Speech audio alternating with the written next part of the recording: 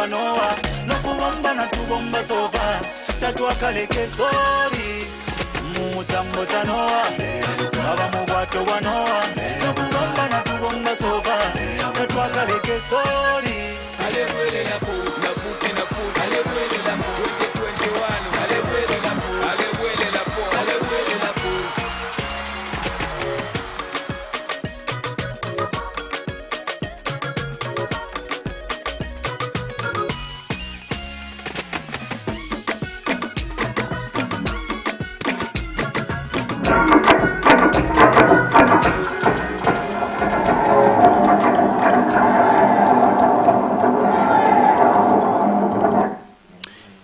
Sunday, the 11th of July in the year 2021. Welcome to the special edition of The Assignment.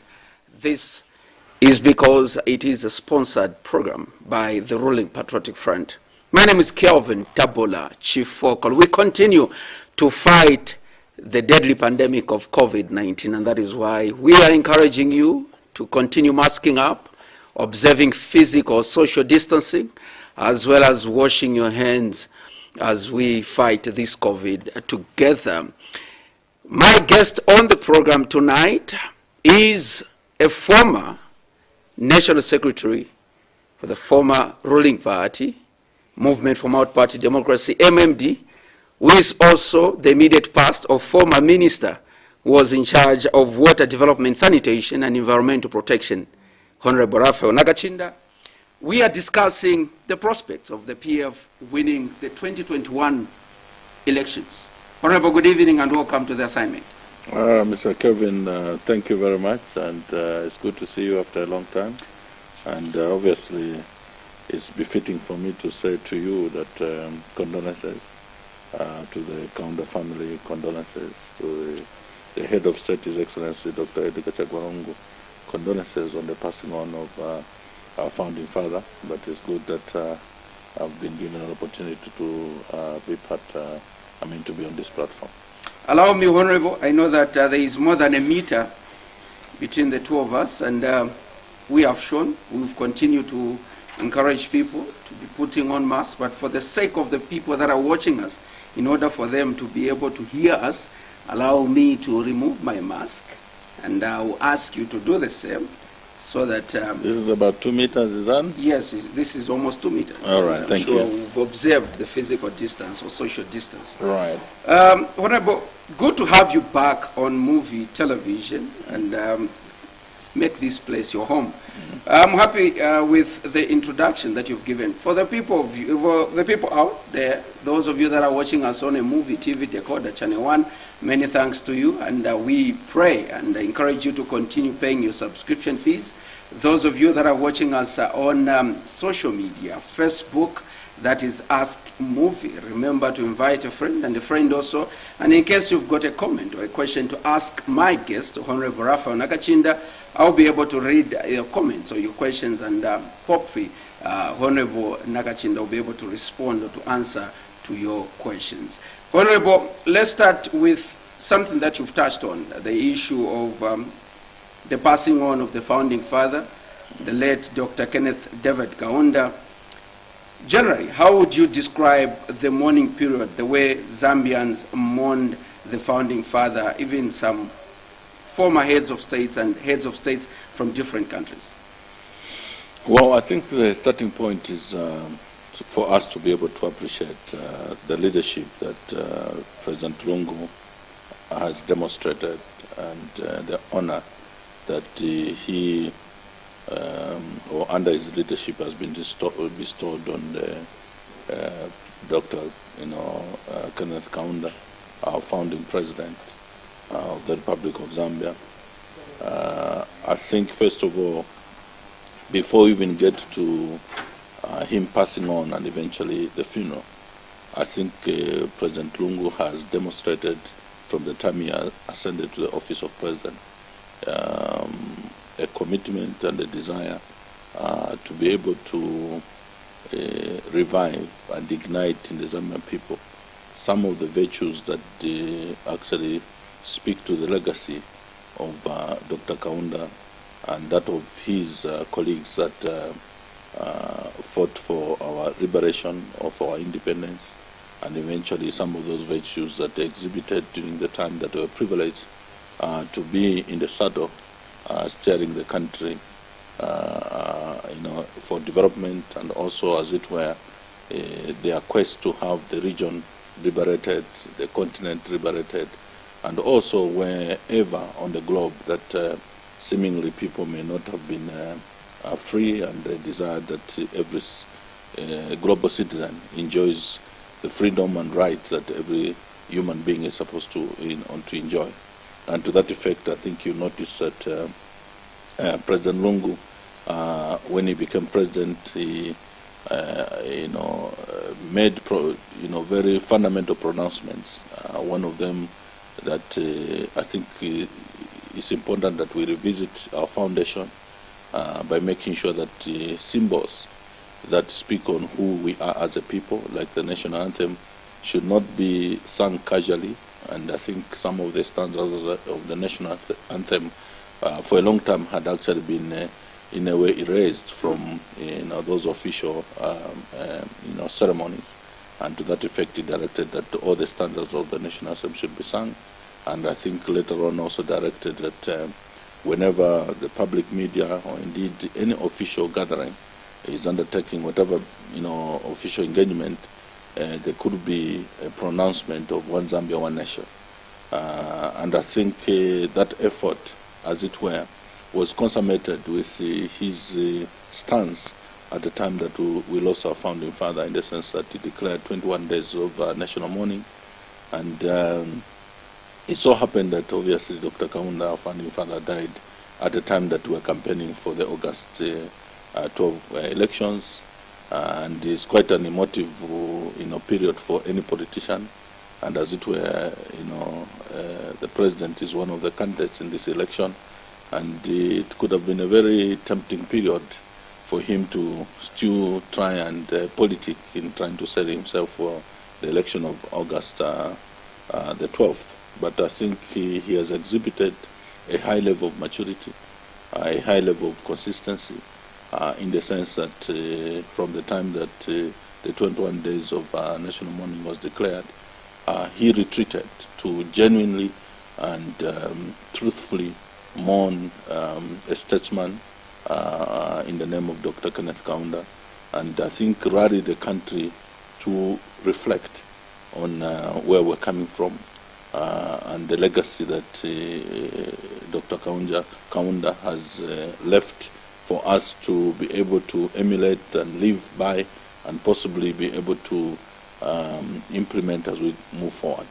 And I think what is also important to note is that in the process, I think there was a prudent decision arising from the fact that not only do we have the COVID pandemic, but I think looking at also some of the logistical challenges and difficulties that the Zambian people would have had, even if we didn't have the COVID, to be able to come and mourn in Lusaka, he opted that the Zambian people are given an opportunity to mourn Dr. Kaunda in their respective provinces through the funeral services that were held in all the 10 provinces. And that eventually culminated into a state funeral that was held at showgrounds that gave an opportunity to the entire world to be able to mourn with us and be able to give their last respect to Dr. Kaunda. And later on, obviously, in attempting to balance between national interests as well as family interests with the Kaunda family, we had what was deemed as a private burial service that was held on the 7th of July, and I think he was given a befitting, honorable funeral procession as well as burial. According to you, how would you describe the late founding father? We saw some neighboring countries also declaring national days of national mourning. In South Africa, we saw in Tanzania, we saw in Zimbabwe, Mozambique, Botswana. They also declared days of national mourning. According to you, as Raphael Nakachinda, as a politician, would you say even Zambians here, the way we mourned the founding father, was it did we mourn him according to your expectation? Was it a befitting send-off? I know that you've talked about His Excellency President Edgar Lungu declaring 21 days and how the remains of the late was taken in all the 10 provinces, but generally, from the citizen, are you able to say they mourned him and they accorded him the respect that he was due for him? Well, I think I would say that we have all attempted to do so. Of course, some of our citizens, particularly politicians, could not, they succumbed to the temptation to turn political around it. If you remember the moment that the announcement was made that he had passed on, His Excellency the President had declared 21 days of national mourning. We saw political parties making pronouncements that they are suspending their campaigns. But a few days down the line, we saw some of the opposition political parties rescinding those positions. I mean, those pronouncements and saying they will campaign and only possibly suspend their campaigns on the day of his burial, which was very, very, very unfortunate. But I think generally the Zambian people have mourned Dr. Kaunda in a manner that befits his status as a founding father. The only thing I think which I regret is that some of the things that Dr. Kaunda has done or did, not only for this country but the region, the continent and the globe, were only in a way highlighted during the time of his funeral. I think there's need for some of those things to be properly documented.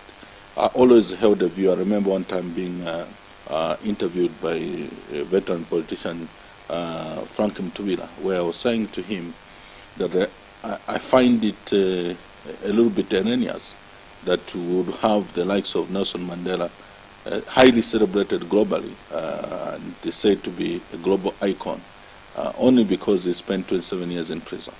Mandela would have actually died in prison had not people like Kenneth Kaunda fought to have them released.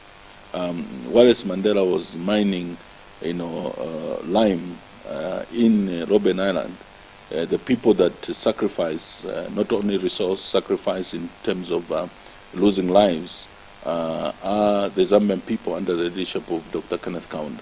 But as it were, Mandela is celebrated because the likes of Dr. Kaunda, presented a platform for which the names of the name Nelson Mandela would not die and be forgotten in prison.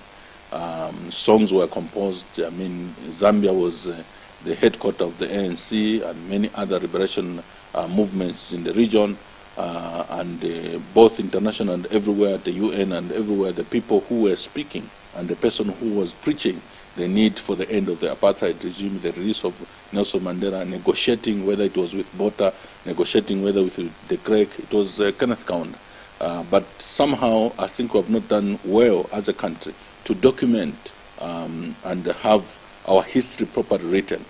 Today South Africa look like even when they're just young, maybe just slightly above 20 years old in terms of their freedom, they seem to be ahead of us in terms of presenting the efforts of their citizens in having that country liberated, when in fact it was anchored on the leadership of the likes of Dr. Kenneth Kaunda and his colleagues on the continent. So all I can say is that I think we have a duty moving forward to make sure that the input of this country and the input of our founding father is well documented and appreciated. Our children may just think that Kaunda just was some fellow that eventually became president and then he stayed for 27 years without understanding why it had to take so long for him to still remain in office. Because there were other dynamics. Why did we go one-party state? Why not continue with multipartism? There are fundamental reasons for which these decisions were made to make sure that we attain independence not only for the neighboring countries but for the continent as a whole. But as it were, it's a subject for another day. We're here. We are glad we're able to put him to rest with the dignity and honor that he deserved. Honorable, the founding father was buried on the 7th, and you mentioned here to say it is unfortunate that some opposition political parties, after announcing that they will suspend their campaigns 2 days or so, they went back to campaigning. Immediately we buried. We saw on the 8th nearly each and every political party going back to campaigns. How do you describe that? Maybe before I even talk about the 8th, moving forward, I think allow me to describe the conduct of those political parties, the UPND, in particular, that exhibited a high level of childishness in the way they handled themselves in the funeral. Not only did they make a pronouncement that they are suspending their campaigns and then later on reversed, I think at some point you notice that in trying to politicize the Dr. Kaunda's funeral, there was a state funeral to which dignitaries were invited, opposition political party leaders were invited, and all that. The UPND, I think, in their quest to try and gain political marriage, decided to try and play some game and say they were not invited. And, Nakachinda was now even taking a very funny photo in his house that, he's watching and following, through television the proceedings, which is really very childish. I don't think there was anybody would have stopped Mr. Nakachinda to attend the funeral. Without an invitation? I mean, the invitation was there. But even if, for example, he was not invited, quote unquote, and he decided to go and mourn a founding father, and he is presenting himself as the main opposition leader in this country, who would have stopped him, at such a state, function? I think it's just childishness, and I think I want to believe that he's even ashamed of himself that he could have allowed whoever advised him to take that stance to have taken that particular stance. But beyond that, I think after that was debunked, it was very clear that was invited. Next thing, it was a burial service to which shaming, with his tail, in between his legs, he decided to attend. But what was also shocking there is that sometimes we have to examine even little things. I don't know, for whatever reason, he carries this paranoia. He goes to a church service, he has to carry some black cloth to cover the seat, whoever he thinks is going to kill him or put something on his seat. I can't understand. Then he goes to the burial site, is the same behavior, which is really, really childish. I mean, this is the funeral of a founding father. We're expected to conduct ourselves without really, we're one people, you understand. At the end of the day, we're just one people in Zambia, one family.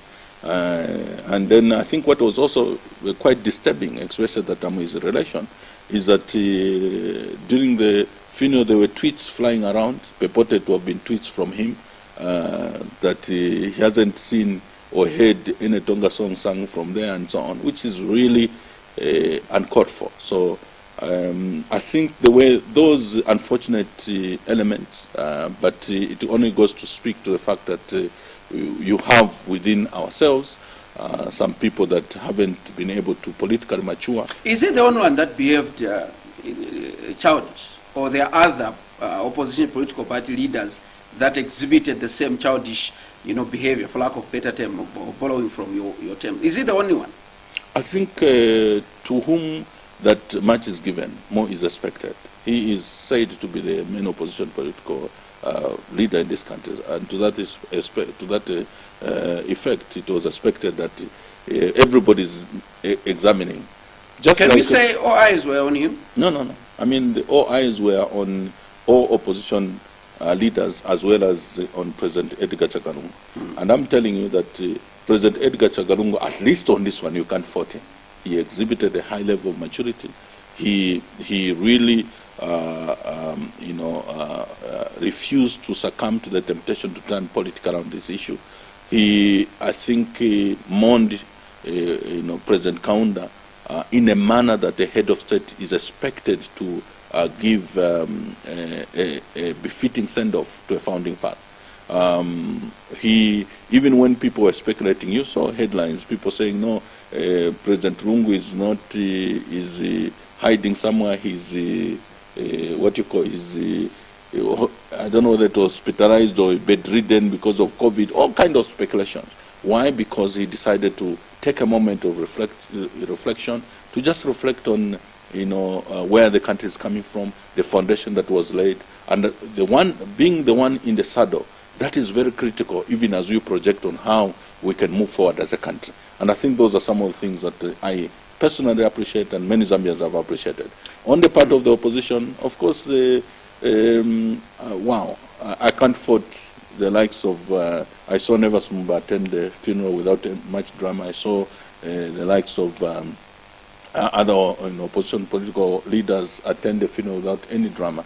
Sean Tembo and all these who attended the funeral and the functions that were lined up in this process without any drama. And I think that must be commended.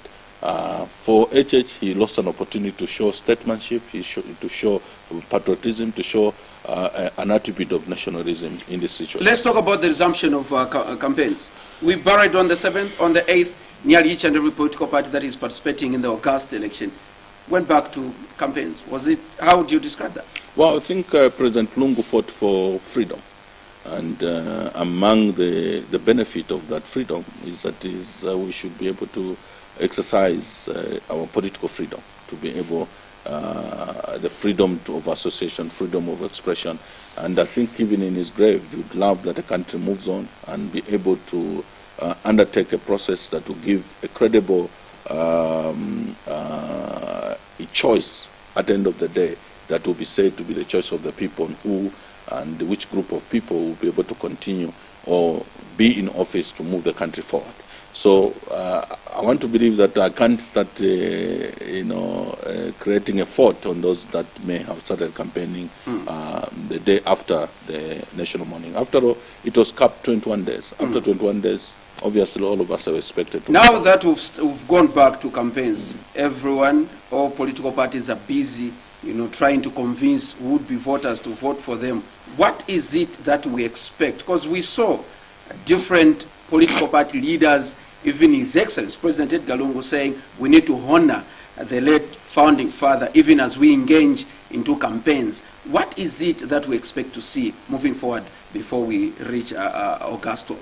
I think some of the things that you've noticed that have been highly pronounced during the time of Dr. Kaunda's funeral is issues of peace, issues of love for one another, because of the fact that the signature message that Dr. Kaunda gave throughout his time as a politician, as a head of state, and even when he retired, was that love your God with all your heart, with all your might, and love your neighbors you love yourself, and do unto others as you would want them to do unto you. And to that effect is a message of basically love as a fundamental commandment that God gave to humanity, that if you love God with all your heart and you love your neighbors, you love yourself, obviously you would not want to harm your neighbor. And to that effect, I think what the message that has been echoed is a message of peace.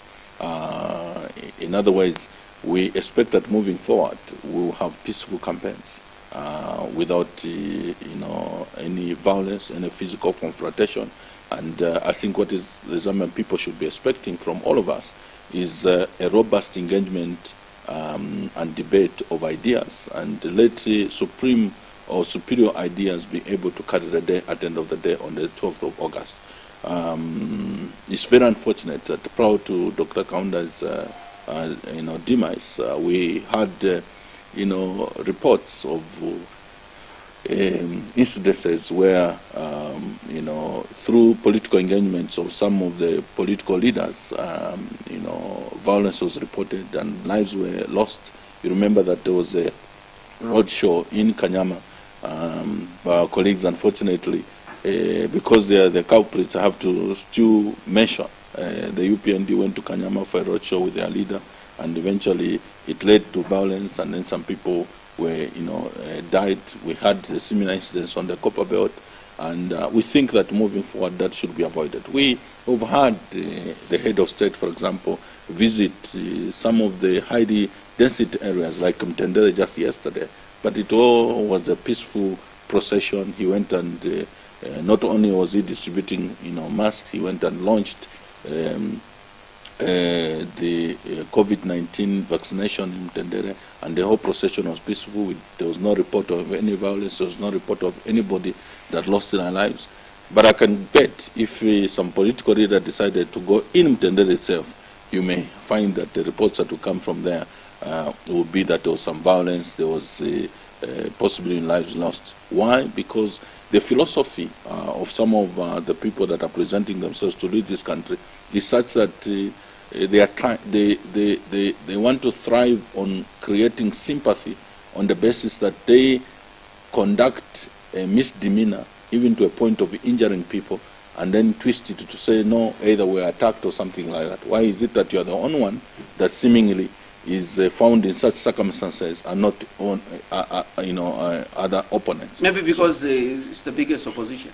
No. I mean, I can tell you, if we had all the time to categorize the fact that the only place you could have reported violence is where, for example, the UPND are seen to be is like their stronghold. So when between 2016 up to today, we had by-elections. If you look at the statistics and look at the analysis there, you find that whenever there was a by-election where the Patriotic Front is stronger, the elections were peaceful, whether it was in Chilubi, whether it was in Lukasha, whether it was in Masabombwe, any other election that took place in an area that the Patriotic Front are stronger, they were peaceful elections. But whenever you had a by-election in the perceived stronghold of UPND, whether it was Kaoma, it was Sesheke, the result was always mayhem. And why was it so? Because of the violent nature of this particular political party. And I'm saying this because I think as we go towards the August 12th election, we need to begin to be candid with one another and be able to itemize things that the Zambian people must look out for, even as they make a choice on who should be able to lead them beyond August the 12th. Honorable, let's talk about the prospects of the PF winning the August polls. Where is the PF standing in terms of message, and what are the chances of the Patriotic Front retaining power after August? Well, first of all, it's not about chances. It's a foregone conclusion. The Zambian people have already decided that we can't be having government changing like we're changing clocks. I think it will be erroneous for us to have had a change of government in 2011, 10 years down the line, just when the PF have settled and I think have undertaken tangible development that everybody is able to see. A very firm foundation for economic development has been laid in terms of infrastructure development.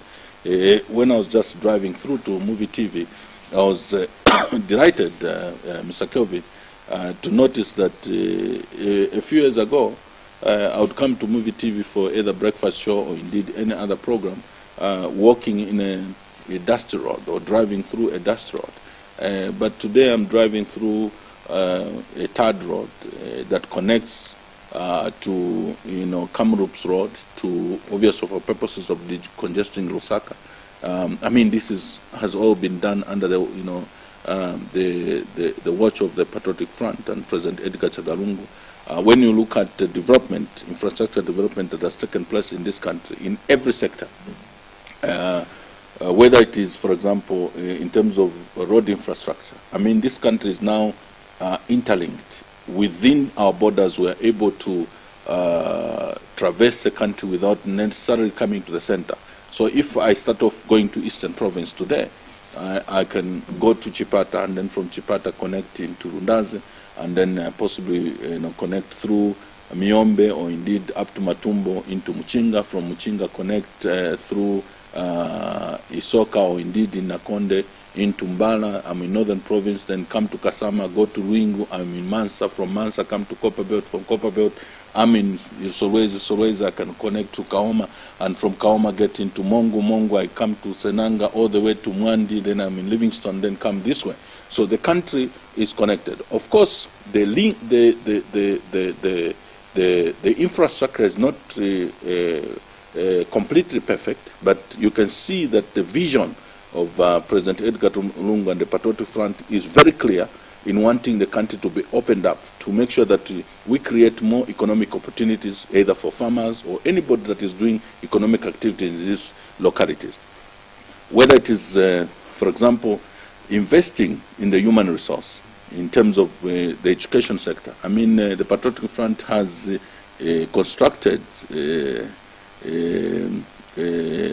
record that, has scored a record that cannot be compared to any government in terms of the construction of private, primary schools, secondary schools. Before we only had 2 universities. Now we are almost talking about 8, public universities, plus the opening up of, private universities that are dotted across the country. I mean, this is all just to make sure that our people are capacitated in terms of developing skill and knowledge to be able to undertake whatever economic activities that they may decide to undertake. In the health sector, Honorable, sorry to cut you. We are going to move sector by sector. Right. And I'm happy that you've touched the issue of road network. How I wish that what you've talked about is the reality. You've mentioned connecting to Chipata, Lundazi. And we've received complaints that Chipata Lundazi road is not done. Mwinlunga Jimbe road is not done. Lukuru Sesheke road, and these are economic roads. You've talked about the road that is passing through Muvi TV, and people are arguing that this is not an economic road. But here you are, you're mentioning Chipata Lundazi, and people are saying there's no road in Chipata Lundazi. Even the bridge is washed away. No. I think you are narrowing the argument to really just petty propaganda of the opposition. Okay. The reality is that there is an ongoing program that is being implemented. And this program and the template is very clear. The Patriotic Front have said we need this country to be opened up. And the route has been mapped out. So, for example, development is gradual. If there wasn't anything done, then possibly your argument will make sense. But, for example, we have had the Luangwa to Mwami border road, redone, and we have a brand new road, in that particular area. And obviously, whilst that was being implemented, we had the misfortune of a bridge that was washed away. Not that there was no bridge. There was a bridge, but it was washed away. I was privileged a month or so ago to have gone to Lundazi into Chasefu to go and drum up support for Comrade Mtonga in Chasefu. And we found that the state-of-the-art bridge was being delivered that particular week for installation in Lundazi.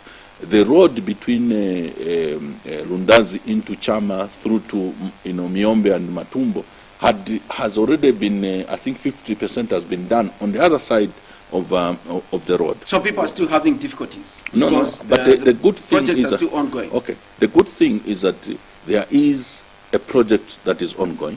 Okay. So if I ask you a question, I am here cooking shima for you, and you can see the mini meal. I've already fried the chicken and vegetable. I'm just about to make sure that the shima gets thick to serve you. Would you say that this is a bad father? I want to go and get a new father who has to start looking for firewood, who has to go and look for mini meal, who has to go and find a relation, and so on. What we're saying is that we may not have served the shima completely before you, but you can see and smell it, that it is a delicious meal that is almost being served, and you are only 5 minutes to 10 minutes away from tasting the food. So what we're saying is that don't disrupt this process and start looking for a father who has to go in the bush to look for, first of all, firewood before they even start finding mini meal and other things. That's all I'm saying, is that in terms of infrastructure, PF has done a tremendous job. If there are gaps that are basically just in progress for completion. Is it wrong for people also to say, okay, the PF have started this project but want someone else to come and complete? Because there is an argument to say, even these projects that the PF are boasting were started by your former party, the MMD. Yeah, I mean... so there is nothing wrong for another political party to come in and finish up this project. No, listen, I want you to understand. The MMD, I think we focused more on wanting to have a perfect, balance sheet, in the sense that we wanted to speak very good English about the GDP and what we have in the reserves and so on. Mr. Sata's argument was that why have money in the bank if it cannot benefit the Zambian people? I think there's need for you to bite the bullet. Let's invest in infrastructure. and create a very solid foundation for the economic growth. I mean, having money in your bank or having money in your pocket when your children are suffering from malnutrition, I think is not wisdom. Basically, that was the argument. That's how come MMD was voted out of office, because Mr. Sata's argument made sense. And to that effect, he has, from his leadership, Dr. Edgar Chagolungu's leadership, they have demonstrated commitment on the promise they made. And one of the things that I want to also present to you is that, amazingly, one of the reasons why, with a lot of passion and conviction, I am, campaigning and persuading the Zambian people to consider voting President Edgar Chagolungu in the August 12 election, is because this is a person that is not presenting himself as a person and saying, I'm the Messiah, I am the Alpha and Omega. When you vote for me, everything will go, will go right. He is presenting a program.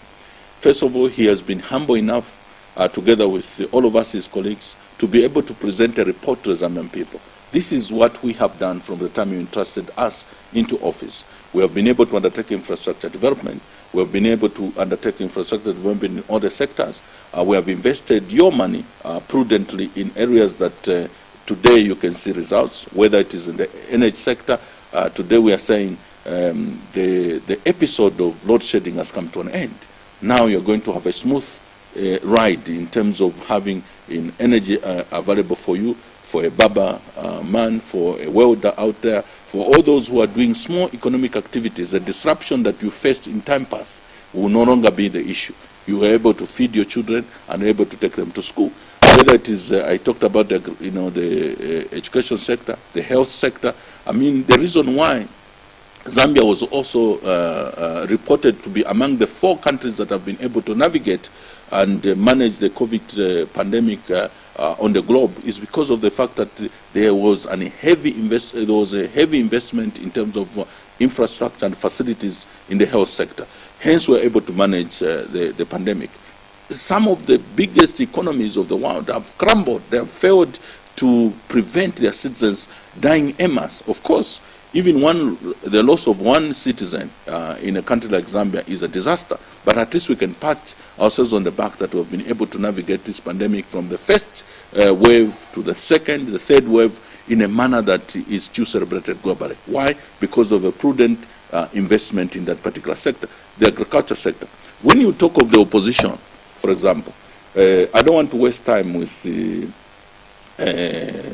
some of the presidential candidates who are presenting themselves out of just frustration. I mean, I was Foreign Affairs Minister. I think I wasn't treated properly. Then I will start a political party. I want to become president. And then some other fellow, I was, maybe my newspaper was closed. I will challenge this. I mean, those who are presenting themselves out of frustration are not my business.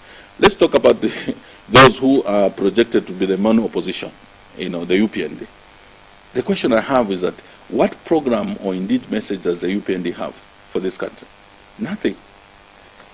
Here I can present to you a manifesto, which you can read, understand, and know that this is where PF is coming from, and this is where PF is projecting and indicating that this is where we're going.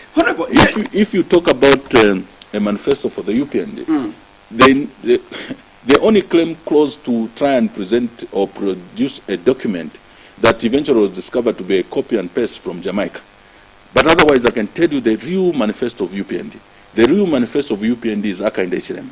When you open the first page to the last page of the UPND manifesto, is Kaunda must become president. And Kaunda must become president because he's Tonga.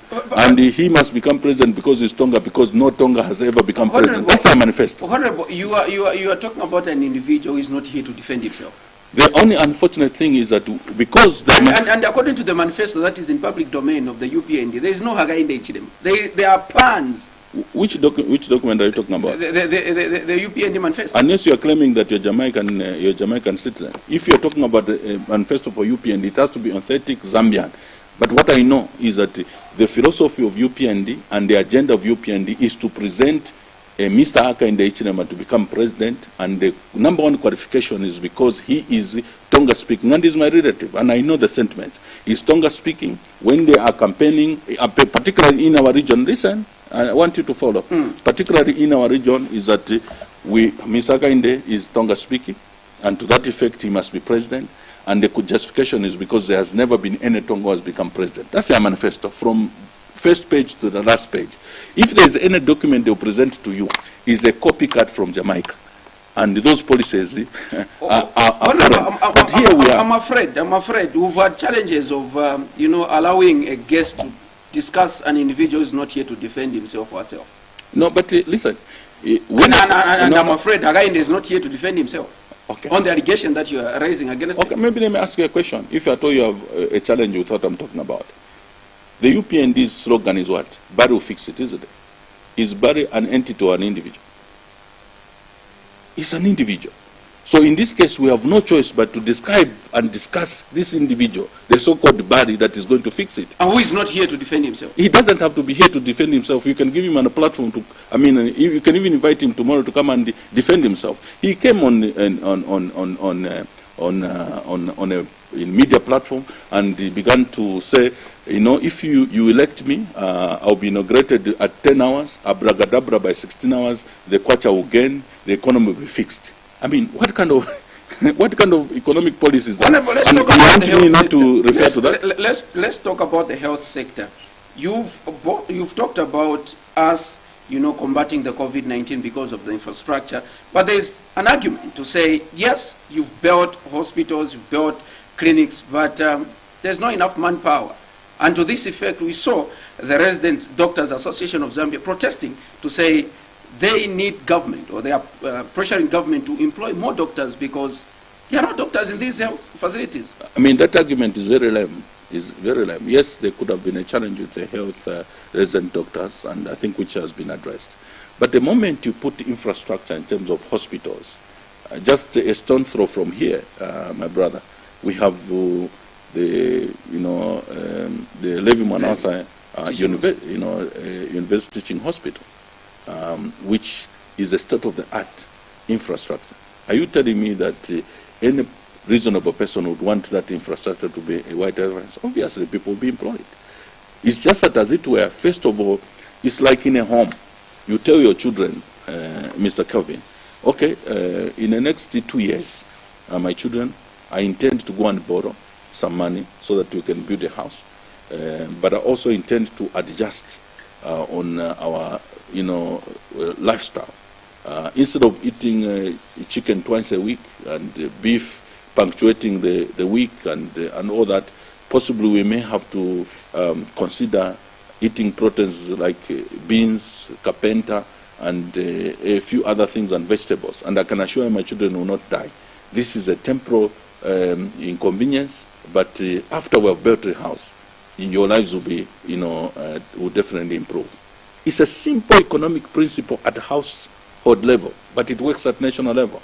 The only thing is that instead of, employing the health workers, nurses, and teachers, and find no place to take them, the government first of all prioritized to put infrastructure across the country.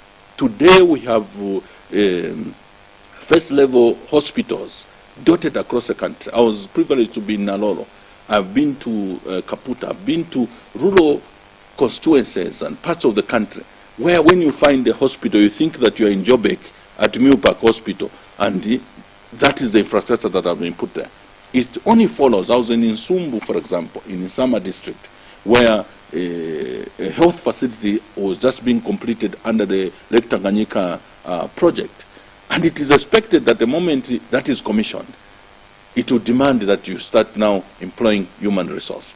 So the next phase after putting up infrastructure is now human resource. Hence the investment in the education sector. That's why we have Levi Mwanawasa University Teaching Hospital. That is all to train human resource, which will definitely find a platform for them to be able to express their giftings in terms of the skill that have acquired through that education. So I think where we're going as a country, the Zambian people should be able to see that we're on the right path. And I think to disrupt it will be recklessness on the part of us, the voters. There's need for us to be able to give that the ideas that have been that initiated by the Patriotic Front, implemented 50% so far, should be given its full life so that all the dividends that these ideas that Patriotic Front presented in 2011 and through in 2016 should be able to give us the dividends we desire. How do you intend to tackle the issue of unemployment? I know the example that you've given, Honorable, it's a good one to say the father who tells the children, say, I've borrowed, you'll be eating this kind of food. But it will be very disappointing to the kids if they see the father, going for a holiday. They see a father buying new shoes, buying new clothes, whilst he has told the children, say, you are going to be eating this kind of food. How are you not worried? Is the PF not worried about the levels of unemployment? Teachers have been trained. They haven't been employed. We can't be worried, and I don't think President Lungu is worried in any way, because the people of Zambia can see that that sacrifice that they made, there's something to show for it. There's tangible evidence of infrastructure development. That you can't deny. That's why even the opposition political parties have no argument against infrastructure. Now they are saying we should go to Ariama roads, we should go to Ariama hospitals, we should go to Ariama clinics. That's their argument, which is lame. And the same people are saying we should go to Kengiradi saying. And actually it just exhibits a lack of understanding. You can eat a hospital. Why? Because a hospital will guarantee that the citizens are healthy and are productive, and therefore it will culminate into you eating. You can eat a road. Why? Because the moment a farmer has access to the market, you are able to make them more productive, more lucrative, and to that effect it translates in eating the road. So all these arguments that the opposition have really don't make sense. That's how come the only thing they can do is to present cliches and these funny slogans. We'll fix it. We'll fix it. We'll fix. What are you going to fix? Let's talk about the unemployment. I've asked a question about the unemployment. Yeah. Is the PF not worried that a lot of people are jobless in this country? Teachers have been trained, but they're not working. Nurses, doctors haven't been employed. I think I did address that the fact that the first phase has been completed, infrastructure has been put, you expect that professionals, the cadres that have been trained, whether in the health sector, teachers and so on, definitely are going to be employed. We've seen that in the health sector, especially with the COVID pandemic, there has been a deliberate policy to make sure that we employ as many health workers, nurses and so on in that sector. The teachers will definitely follow. But I think what should excite every Zambian is that the Patriotic Front policy is not only for people to get jobs, JOBs. I mean, there has been a policy that has been pronounced for the empowerment of youths, appreciating the fact that I think our population, 74% of our population is actually below the age of 30. And to that effect, you don't expect that all of them will get a formal job. And hence, through the Ministry of Sports, Youth and Child Development, there has been programs of empowerment to try and encourage our youths in undertaking entrepreneurial activities. And I think you know that under President Lungu's leadership, the Minister of Sports was not only dealing with issues of football, basketball, and all these sports. They were actually trotting across the country. I remember my colleague, Honorable Murenga, going across the country to identify youths, put them in clubs, empower them with some seed money, with some skills, some tools for them to be able to undertake economic activities that we empower them over and above what somebody would get if they just get a job. I think where we should be going as a country, and I think that is what I know, because the President has made these pronouncements several times, both in cabinet or indeed whenever we're having a conversation, is that we should be moving in a direction as a country where our people are not only trained to get jobs, they are trained to be able to create jobs. And His Excellency has said that before his tour of duty ends, he wants to see that he can produce indigenous Zambians that are millionaires in kwacha form, in dollar form, and they can compete not only on the continent and globally. And I think that can only come by making sure that our people are empowered with skill, but are also whipped towards entrepreneurship other than just seeking for jobs. And I think that program must be supported. Of course, having focused on infrastructure and all these things that have been undertaken, there is a clear thrust in that direction. And that's how come I'm proposing to Zambian people, don't fix what is not broken.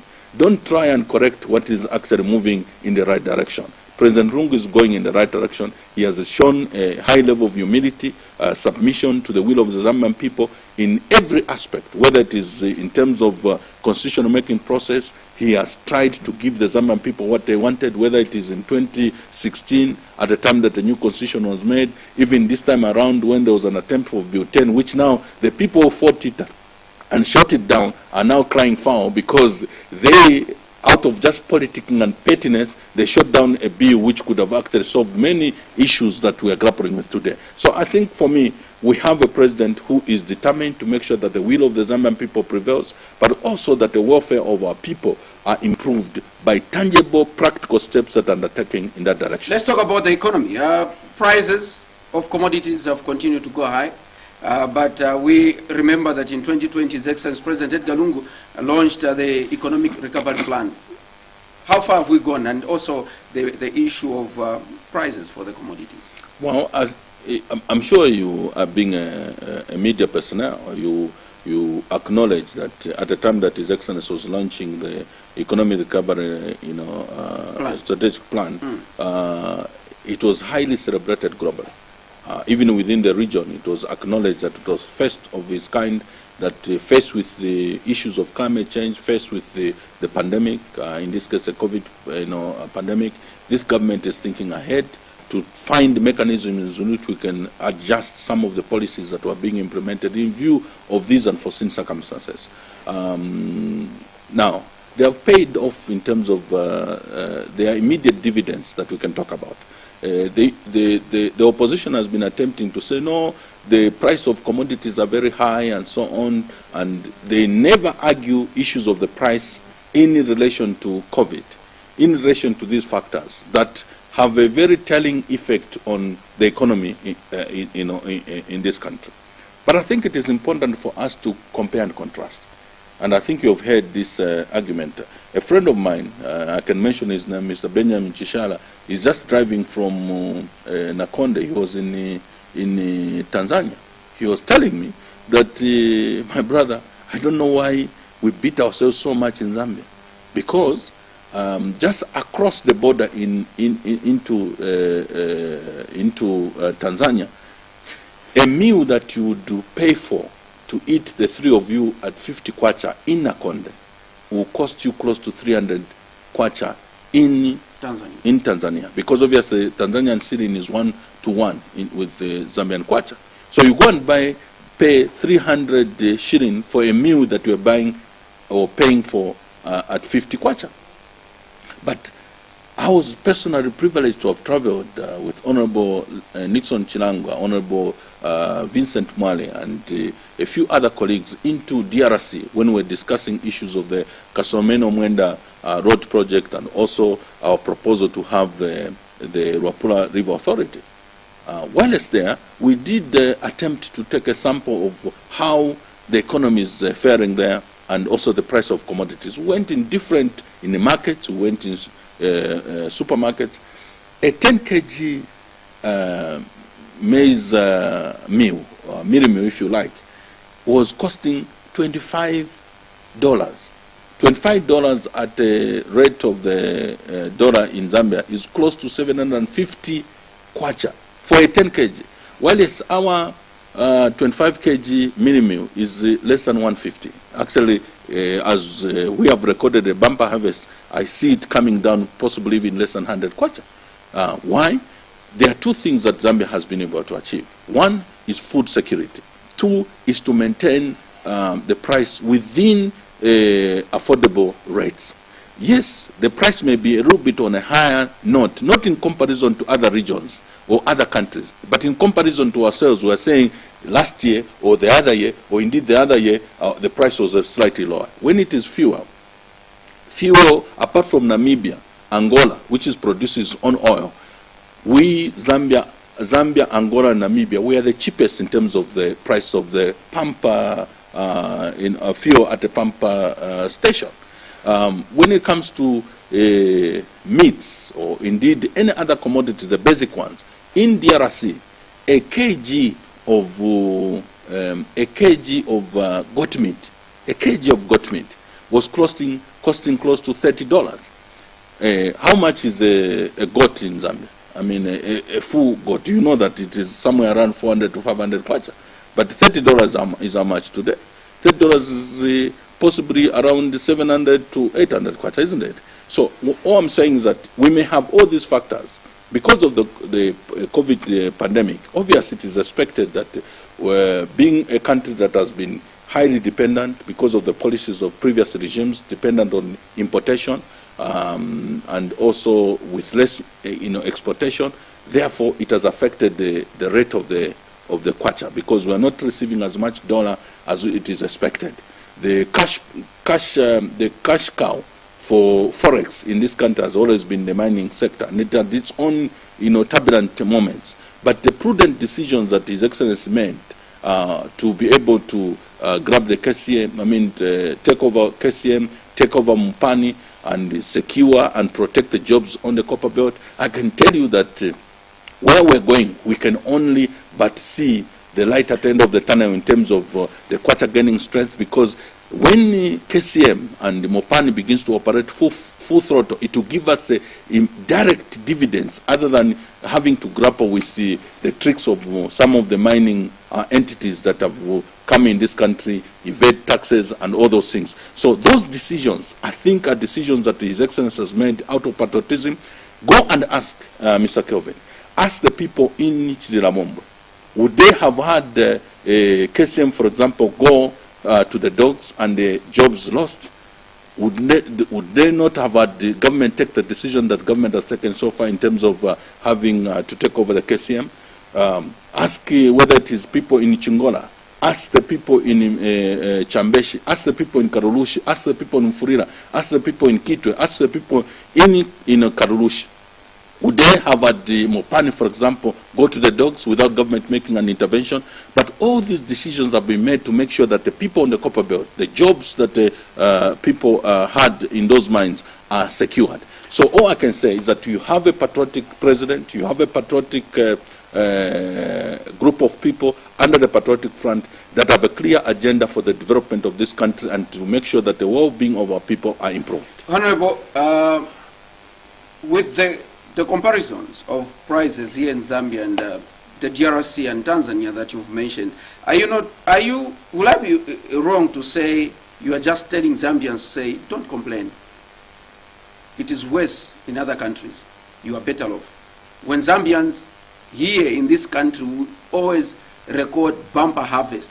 In Congo, issues of farming, something, they don't even talk about it, but here it has been bumper harvest year in, year out. And I'll also allow you to make your concluding remarks as to why Zambians should vote for His Excellency President Edgar Lungu come August. No, I mean, we are not saying that the high prices are not should be maintained.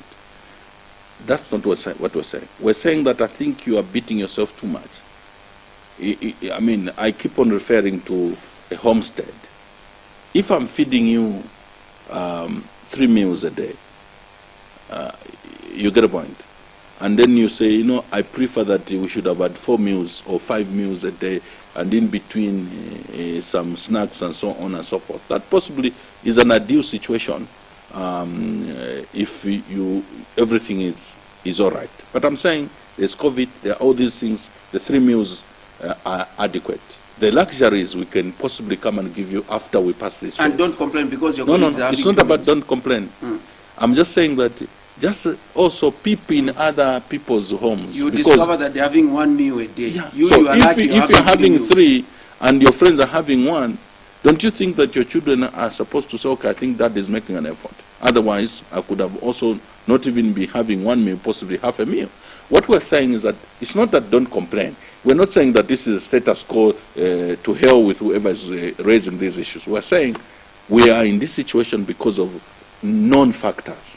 And every Zambian knows that whether it is Biden in the US, Boris in UK, whether it is in PIN in China, and all these superpowers, they are all grappling to try and navigate through this pandemic that has shut the world. Honorable, And our little economy, Zambia, for it to still continue to navigate through this process, because by now the dividends of the investment in the infrastructure sector should have begun to come. But because the globe is shut, we can't even draw dividends from there. Why should the Zambian people vote for President? Why should the Zambian people vote for President Edgar Chaganogo? First of all, I think it's important to appreciate that this is a president who has come.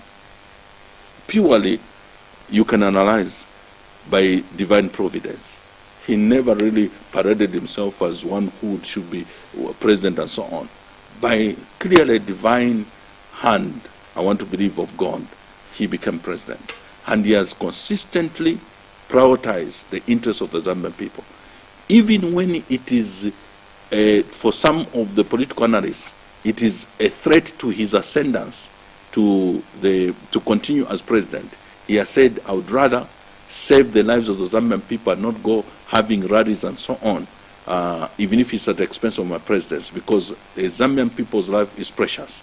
Consistently, I think a person who loves his people and his country that much deserves to be given an opportunity to continue as president. His development agenda is very clear. You can read, you can understand, it's not complicated. Unlike others who are carrying pangas for roadshows and knives to go and intimidate people and hope they can whip them to vote. For us, the weapon is a manifesto under the leadership of Dr. Edgar Chaganogo. Thank you very much. Thank you so much, Honorable, for making an appearance on the assignment. Thank you. There you have it. My guest on the program has been former Water Development, Sanitation and Environmental Protection Minister, also former National Secretary in the Movement for Multi-Party Democracy, MMD, Honorable Raphael Nakachinda, and we've been discussing the prospect of the PF winning the August polls. Join us again next week, same time, same place, on behalf of Mavu Topiri, who is the director as well as the producer of the show. My name is Kelvin Tabula, Chief for Kaunda. Good night.